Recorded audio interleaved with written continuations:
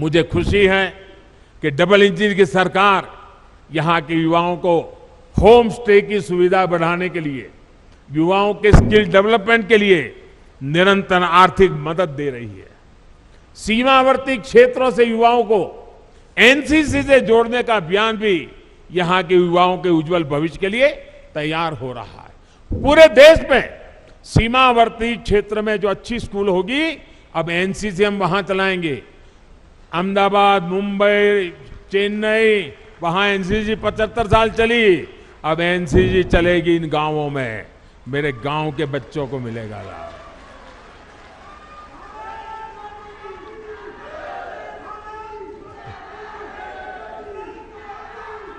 साथियों, हमारे पहाड़ के लोगों की सबसे बड़ी चुनौती रहती है कनेक्टिविटी। कनेक्टिविटी ना हो तो पहाड़ पर जीवन वाकई पहाड़ जैसा हो जाता है। हमारी डबल इंजन की सरकार इस चुनौती का भी समाधान कर रही है। आज उत्तराखंड को मल्टी मॉडल कनेक्टिविटी प्रदान करने के लिए हर साधन पर काम किया जा रहा है। हिमालय की हरी भरी पहाड़ियां पर रेलगाड़ी की आवाज उत्तराखंड के विकास की एक नई गाथा लिखेगी। देहरादून एयरपोर्ट भी अब नए अवतार में सेवा दे रहा है। अभी मैं हिमाचल प्रदेश गया था, वहां मैंने वंदे भारत ट्रेन शुरू की और मुझे कईयों ने बताया कि हमारे यहाँ 2-2 पीढ़ी पहले की जो उम्र के लोग हैं, ऐसे गांवों में, हर गांव में लोग हैं जिन्होंने अभी तक रेल नहीं देखी है, और आप हमारे हिमाचल में वंदे भारत ट्रेन ले आए। वंदे भारत ट्रेन तो अभी तो एक स्टेशन पहुंची है, लेकिन पूरे हिमाचल और पहाड़ के लोगों के लिए बहुत बड़ा तोहफा है। वो दिन मैं उत्तराखंड में भी देखना चाहता हूं भाई। आज चाहे हिमाचल से उत्तराखंड आना जाना हो या फिर दिल्ली और यूपी से उत्तराखंड आना जाना, 4 लेन हाईवे और एक्सप्रेसवे जल्दी आपका स्वागत करने वाले हैं। 4 धाम ऑल वेदर रोड उत्तराखंड के लोगों के साथ साथ पर्यटकों और श्रद्धालुओं को एक नया एहसास दे रहे हैं। अब हर कोई पर्यटक जो दूसरे राज्यों से उत्तराखंड आ रहा है, वो यहां से यात्रा का अद्भुत अनुभव लेकर जाता है। दिल्ली देहरादून इकोनॉमिक कॉरिडोर से दिल्ली देहरादून की दूरी तो कम होगी, इससे उत्तराखंड के उद्योगों को भी बढ़ावा मिलेगा। भाई और बहनों, आधुनिक कनेक्टिविटी राष्ट्र रक्षा की भी गारंटी होती है। इसलिए बीते 8 सालों से हम इस दिशा में एक के बाद एक कदम उठा रहे हैं। कुछ साल पहले हमने कनेक्टिविटी की 2 बड़ी योजनाएं शुरू की थी, एक भारतमाला, दूसरी सागरमाला। भारतमाला के तहत देश के सीमावर्ती क्षेत्रों को बेहतरीन और चौड़े हाईवे से जोड़ा जा रहा है। सागरमाला से अपने सागर तटों की कनेक्टिविटी को सशक्त किया जा रहा है। बीते 8 वर्षों में जम्मू कश्मीर से लेकर अरुणाचल प्रदेश तक बॉर्डर कनेक्टिविटी का भी अभूतपूर्व विस्तार हमने किया है। 2014 के बाद से बॉर्डर रोड ऑर्गेनाइजेशन ने करीब करीब 7,000 किलोमीटर नई सड़कें का निर्माण किया है, सैकड़ों पुल नए बनाए हैं, बहुत सी महत्वपूर्ण टनल्स को भी पूरा काम किया है।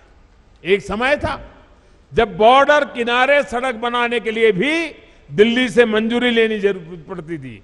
हमने न सिर्फ इस बाध्यता को समाप्त किया, बल्कि बॉर्डर किनारे अच्छी सड़कें बनाने पर, तेजी से सड़कें बनाने पर जोर दे दिया। अब पहाड़ी राज्यों की कनेक्टिविटी को और बेहतर बनाने के लिए हमने विशेष तौर पर, जैसे सागरमाला है वैसे भारतमाला है, वैसे अब पर्वतमाला का काम आगे बढ़ने वाला है। इसके तहत उत्तराखंड और हिमाचल में रोपवे का एक बहुत बड़ा नेटवर्क बनना शुरू हो चुका है।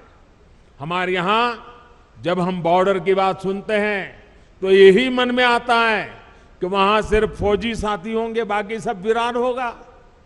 लेकिन इस धारणा को भी हमें बदलना है और धरातल भी इसको हमें बदल के रहना है। हमारे बॉर्डर के गांवों में चहल पहल बढ़नी चाहिए, वहां विकास जीवन का उत्सव बनना चाहिए। ये हम प्रयास कर रहे हैं।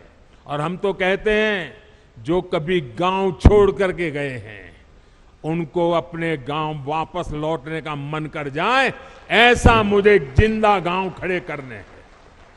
और मैं कह रहा हूं ऐसा नहीं, मैं करके आया हूं। गुजरात के अंदर पाकिस्तान की सीमा पर आखिरी गांव है कच्छ के रेगिस्तान में धोरडो। आज धोरडो बहुत बड़ा टूरिस्ट सेंटर बना हुआ है, लाखों लोग हर साल आते हैं, वहां के लोगों के लिए करोड़ों रुपए का व्यापार होता है।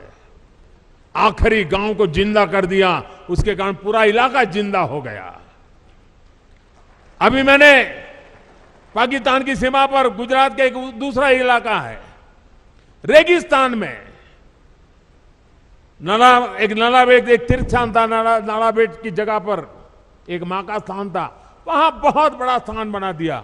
और अभी उत्तराखंड के अफसरों को मैंने भेजा था, जरा देख के आइए क्या माणा के आसपास हम ऐसा कुछ कर सकते हैं क्या। मैं सोच रहा हूं, मैं बॉर्डर के गांवों में कुछ न कुछ होना चाहिए दिमाग में खपाए बैठा हूं, और इसीलिए मैं आज आया हूं क्योंकि मैं उसको जरा और बड़ी बारीकी से समझना चाहता हूं। और यहां माणा से माणा पास तक जो सड़क बनेगी उससे मुझे पक्का विश्वास है टूरिस्टों को आने जाने के लिए एक बड़ा नया युग शुरू हो जाएगा। लोग अब बद्री विशाल से वापस नहीं जाएंगे, जब तक माणा पास नहीं जाते वापस नहीं जाएंगे, वो स्थिति मैं पैदा करके रखूंगा भाई। इसी प्रकार जोशीमठ से मलारी सड़क के चौड़ीकरण के सामान्य लोगों के साथ ही हमारे फौजियों के लिए भी बॉर्डर तक पहुंचना बहुत आसान होगा। भाई और बहनों, हमारे पहाड़ी राज्यों की चुनौतियां भी एक जैसी है, विकास की आकांक्षाएं भी बहुत प्रबल है। विशेष रूप से उत्तराखंड और हिमाचल तो भूगोल और परंपरा के हिसाब से भी एक दूसरे से कई मामलों में जुड़े हुए हैं। एक गढ़वाल है और उत्तरकाशी के देहरादून के उस तरफ आपके शिमला और सिरमौर आ गए। जौनसार और सिरमौर के गिरिपार में तो अंतर करना भी कोई बहुत मुश्किल होता है। मैं तो अभी हिमाचल के अनेक क्षेत्रों में जाकर आया हूं, वहां उत्तराखंड की बहुत चर्चा है। हिमाचल वाले कह रहे हैं कि जिस प्रकार उत्तराखंड ने तेज विकास के लिए, धरोहरों आस्था के स्थानों को विकास के लिए, बॉर्डर और पहाड़ी क्षेत्रों की सुविधा बढ़ाने के लिए डबल-ई के सरकार को दोबारा ले आए हैं, वही मंत्र हिमाचल को भी प्रेरणा दे रहा है। मैं उत्तराखंड को फिर विश्वास दिलाता हूं कि आपकी आशा व आकांक्षाओं को पूरा करने के लिए हमारी मेहनत कभी कम नहीं होगी। मैं बाबा केदार और बद्री विशाल से इस जन विश्वास पर खरा उतरने का आशीर्वाद मांगने भी यहां आया हूं। एक बार फिर विकास के लिए, विकास की परियोजनाओं के लिए मैं आप सबको बहुत बहुत बधाई देता हूं। और इतनी बड़ी तादाद में आप आशीर्वाद देने आए, माताएं बहनें आई, शायद आज घर में कोई नहीं होगा, छोटा सा माणा आज पूरा यहां माहौल बदल दिया है। मैं कितना भाग्यवान हूं जब ये माताएं बहनें मुझे आशीर्वाद दी।